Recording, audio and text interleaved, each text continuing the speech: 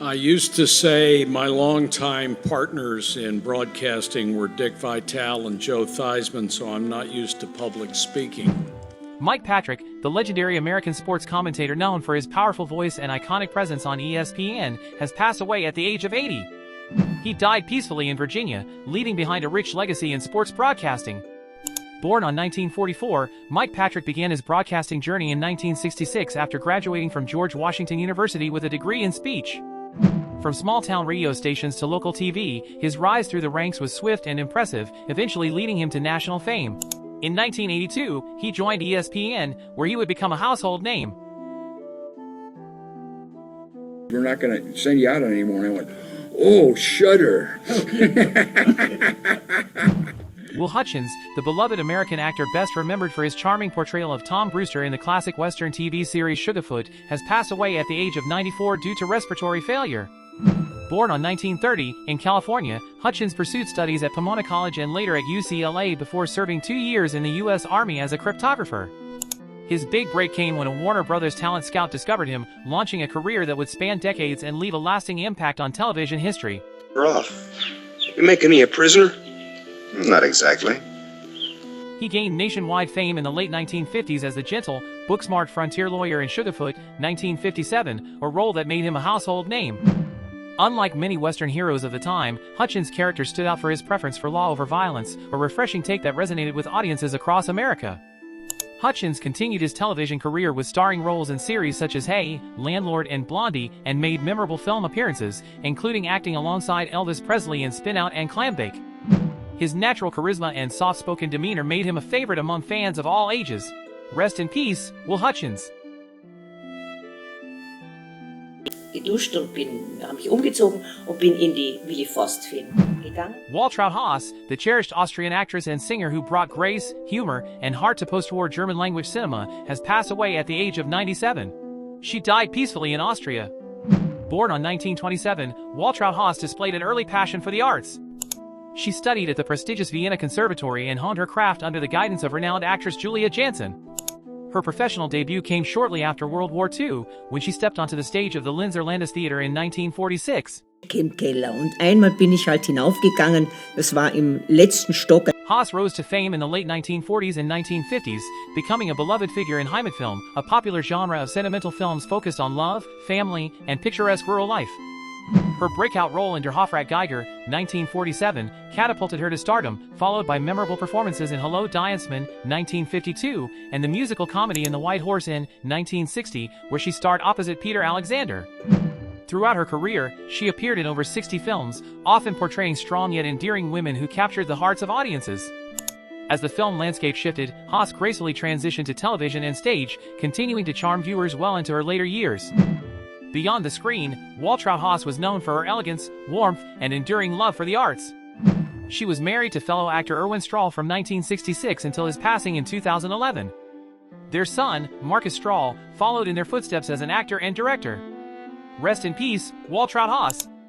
Your voice, smile, and timeless performances will forever echo in the hearts of your admirers. Olen Pauli isa. Paul. Erik Ruus, the respected Estonian actor known for his powerful stage presence and memorable performances in film and television, has passed away just one day before his 63rd birthday. Born on 1962, Erik Ruus began his journey in the arts at the Viljandi Culture Academy, from where he graduated in 1982. Initially working as a set designer, his passion for performance soon led him to pursue acting, a decision that would define his lifelong career in Estonian theater and screen. Olen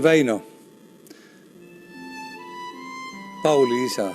Ruus's early career was closely tied to the Rakvere Theater, where he worked from 1985. In between, he spent a brief but significant period at the Enla Theater in Pärnu. His work was deeply appreciated for its authenticity and emotional depth, making him a beloved figure in Estonia's performing arts community.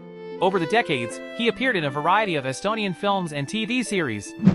Notable screen appearances include Vaatleja, 1988, Only Sunday, 1991, and Tulevisi, 1994.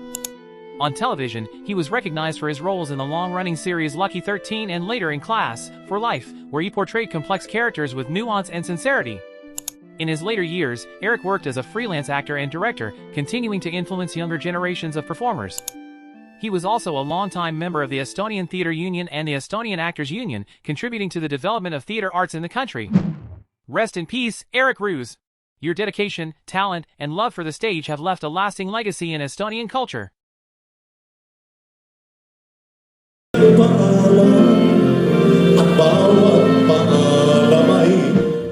Hajji Alejandro, the iconic Filipino singer and actor affectionately known as the Heartthrob of College Girls, has passed away at the age of 70 due to complications from stage 4 colon cancer. Born on 1954 in Philippines, Hajji began his rise to fame in the 1970s as a member of the famed circus band, an ensemble that also featured future OPM greats like Basil Valdez. His smooth vocals and magnetic charm made him a standout, paving the way for a successful solo career starting in 1976.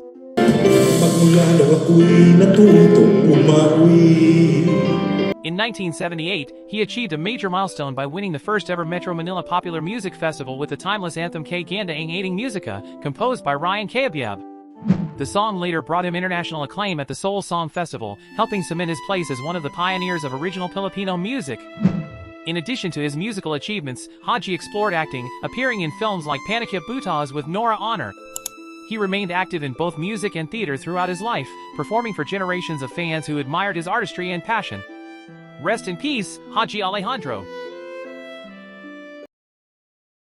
Yusuf. Buonasera, Santo Padre. Buonasera, come stai? Pope Francis, the beloved Argentine Roman Catholic prelate who served as the 266th Pope of the Roman Catholic Church, has passed away at the age of 88. He died peacefully at his residence, the Domus Sanctae Marthae in Vatican City, following complications from a stroke that led to cardiac arrest. Born Jorge Mario Bergoglio on December 17, 1936, in Buenos Aires, Argentina, he entered the Society of Jesuits in 1958 and was ordained a priest in 1969. You must find a way of negotiating for peace. Strive for peace. He became Archbishop of Buenos Aires in 1998 and was later elevated to Cardinal by Pope John Paul II in 2001. On March 13, 2013, following the resignation of Pope Benedict XVI, Bergoglio was elected Pope, becoming the first Jesuit Pope, the first from the Americas, and the first non-European pontiff in over a millennium. As Pope Francis, he was known worldwide for his humility, progressive views, and commitment to social justice. His simple lifestyle, refusal to live in the traditional papal apartments, and focus on serving the poor won admiration both inside and outside the church. Pope Francis's papacy was marked by significant efforts to reform the Vatican bureaucracy, increase transparency, and bring attention to issues like climate change, economic inequality, and the refugee crisis. He also made historic efforts to foster interfaith dialogue and heal divisions within Christianity. His final public appearance was on Easter Sunday, April 20, 2025, where he gave the Urbi et Orbi blessing in St. Peter's Square, surrounded by thousands of faithful.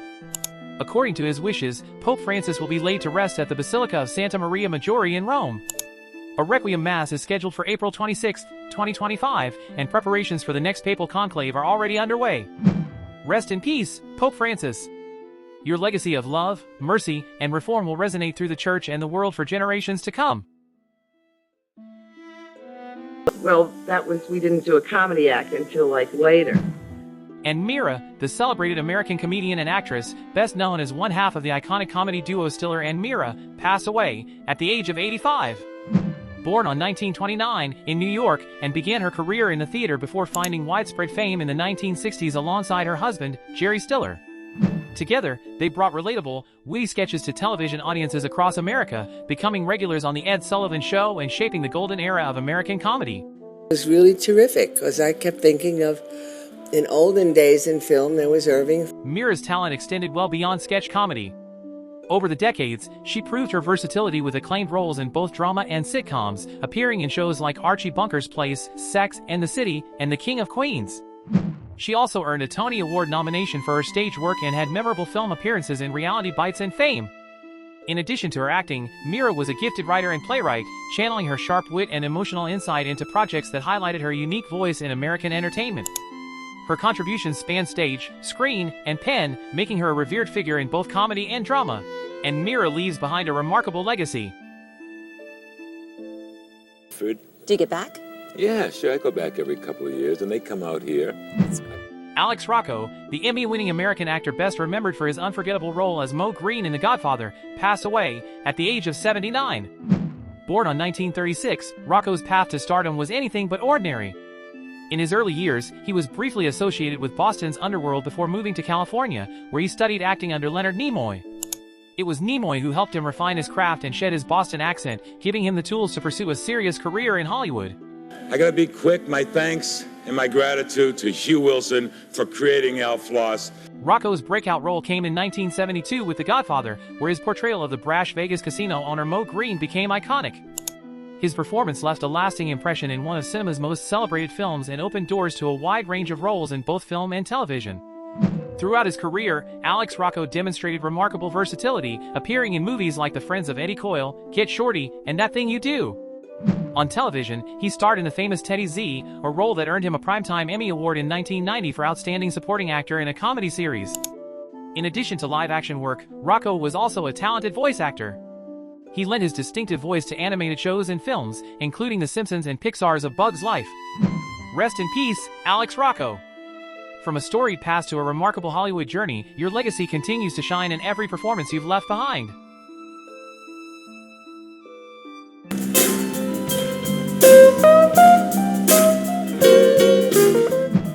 B.B. King, the legendary American guitarist and singer-songwriter whose soulful voice and unmistakable guitar style defined the blues for generations, passed away at the age of 89.